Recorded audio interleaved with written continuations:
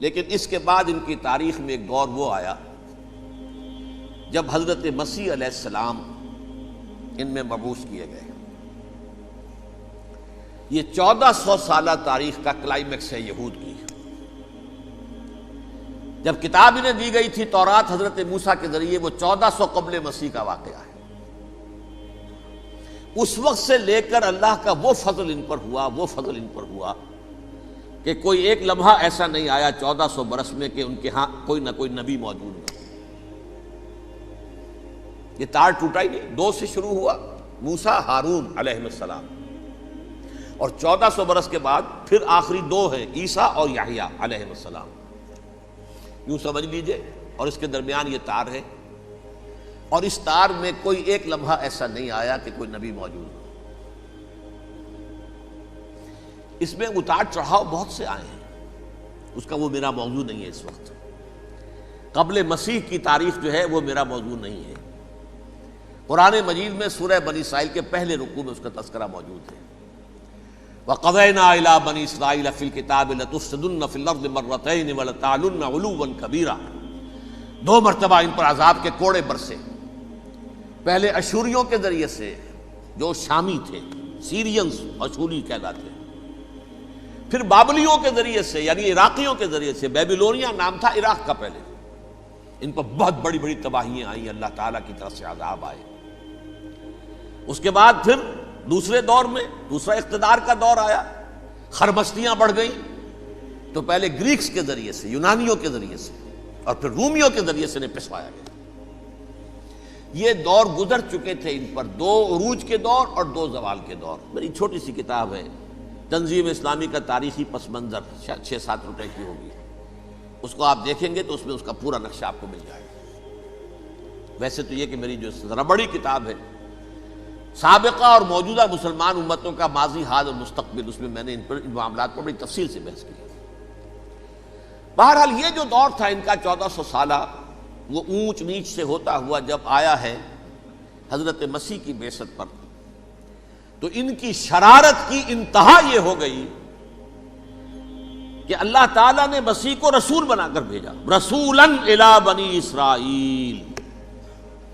حضرت موسیٰ اور حضرت عیسیٰ کے درمیان رسول کوئی نہیں ہے، سب نبی ہیں۔ حضرت موسیٰ رسول تھے اور حضرت عیسیٰ رسول ہیں۔ درمیان میں داؤد ہو، سلیمان ہو، یشعیاہ ہو، زکریا ہو، یہ سب نبی ہیں، یحییٰ نبی ہیں، رسول نہیں ہے۔ لہذا وہ شہید کر دیے گئے، رسول شہید نہیں ہو سکتا، قتل نہیں ہو سکتا۔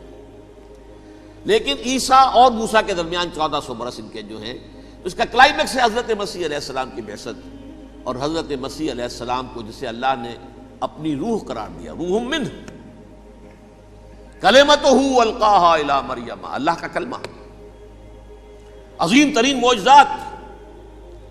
انہوں نے کیا کہا؟ یہ ولد الزنا ہے، حرام زادہ ہے، معاذ اللہ، نقل کفر نہ باشد، یہ جادوگر ہے، یہ مرتد ہے، یہ واجب القتل۔ اصل حکومت اس وقت رومیوں کی تھی حکومت، لیکن انہوں نے انہیں آٹونومی دے رکھی تھی، اپنے مذہبی معاملات تم خود طے کر سکتے ہو۔ تو کائفاس جو اس وقت کا ان کا ہیڈ ربائی تھا سب سے بڑا، اس کی عدالت نے فیصلہ کیا مسیح کو سولی چڑھا دیا جائے۔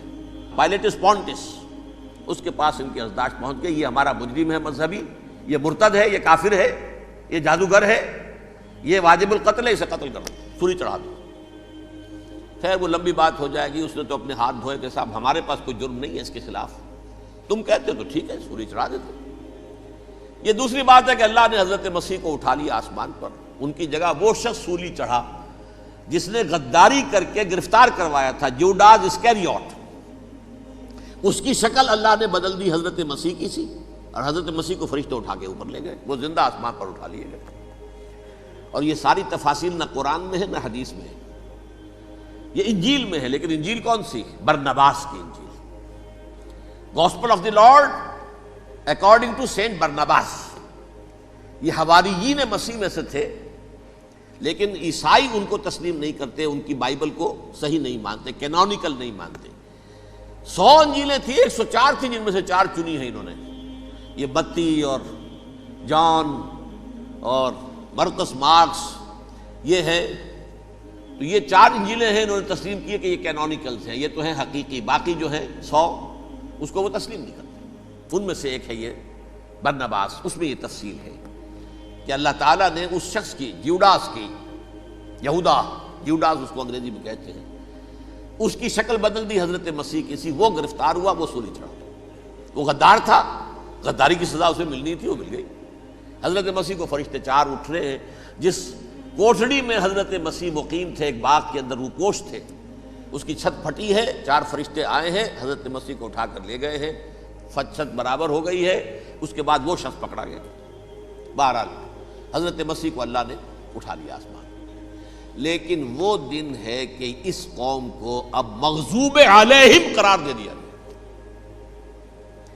نوٹ کر لیجئے، اصل میں تو ہونا یہ چاہیے تھا کہ رسول کی جان کے درپے جب کوئی امت ہو جاتی تھی تو اللہ کا قاعدہ یہ تھا کہ اس امت کو نسیہ منسیہ کر دیا جائے۔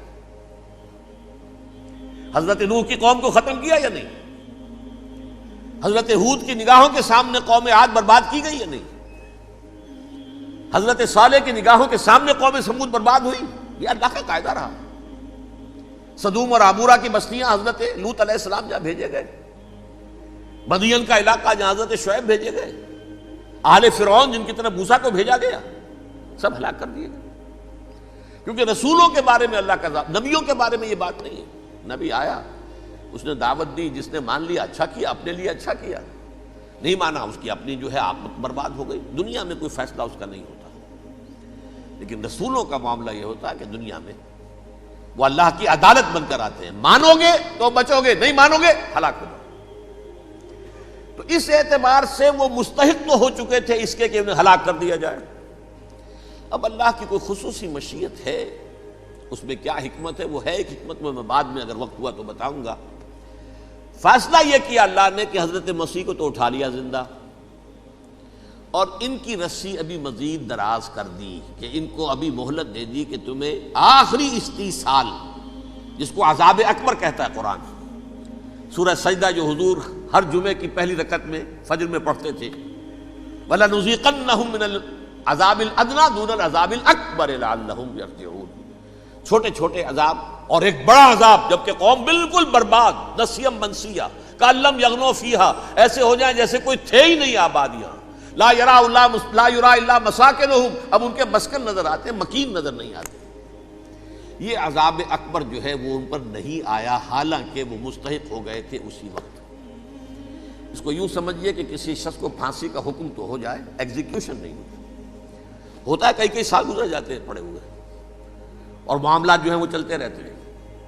یہ معاملہ ہوا اس کے ساتھ، ورنہ یہ مستحق ہو چکے تھے آخری بربادی تباہی کے، عذاب استیصال، جڑ سے کاٹ دینے والا عذاب، وہ آ سکتا تھا ان پر اسی وقت، لیکن اللہ نے ان کی مہلت دراز کی ہے۔ لیکن اس کے بعد اللہ نے ان کو ایک اور موقع دیا۔ 600 برس بعد حضرت مسیح کے محمد الرسول اللہ صلی اللہ علیہ وسلم کی بعثت ہوئی، اور یہ میں سمجھتا ہوں کہ اس قوم پر اللہ کا اتنا بڑا فضل تھا، اتنا بڑا فضل تھا، اتنا بڑا فضل تھا۔ اب پھر ایک موقع دیا، عسیٰ ربکم ان یرحمکم وان عدتم عدنا، دیکھو اب بھی تمہیں ہم ایک موقع دے رہے ہیں، تمہارا رب تمہارے اوپر اب بھی فضل کرنے کو تیار ہے، رحم فرمانے کو تیار ہے۔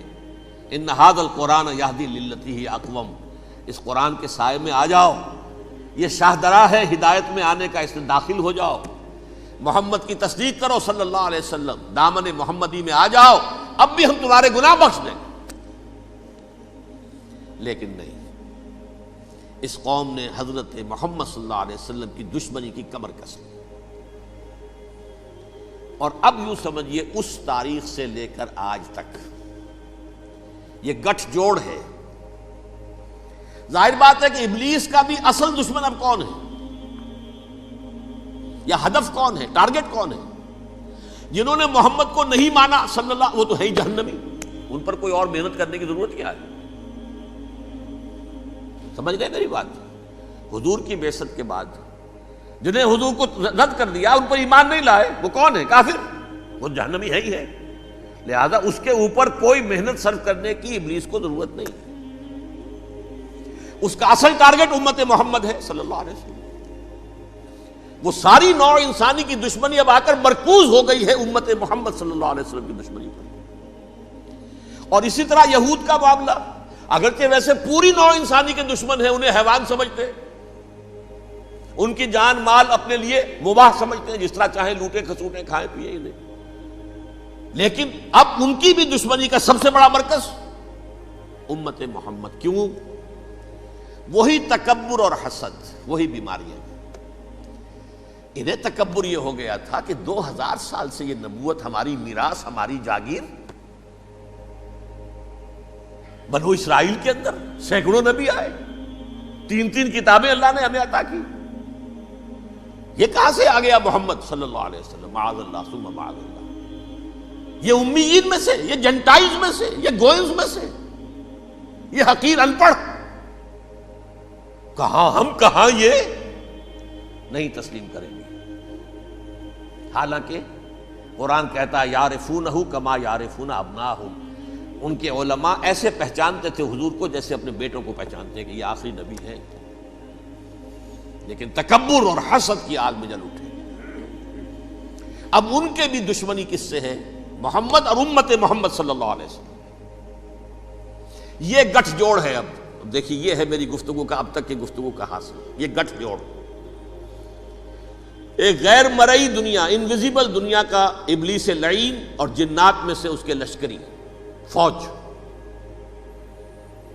انسانوں میں سے ویسے تو اور بھی بہت جگہ اس کے ایجنٹ ہیں، مسلمانوں میں بھی ہے، لیکن بحیثیت قوم، بحیثیت مجموعی، ایک پوری قوم، ایک پوری نسل جو ہے اس کے ساتھ گٹھ جوڑ ہے۔ ان دونوں کی گٹھ جوڑی کے ساتھ یہ دشمن دون ہیں انسانیت کے، پہلا دشمن ابلیس لعین، عزازیل لعین، اور دوسرے دشمن یہود ملعون۔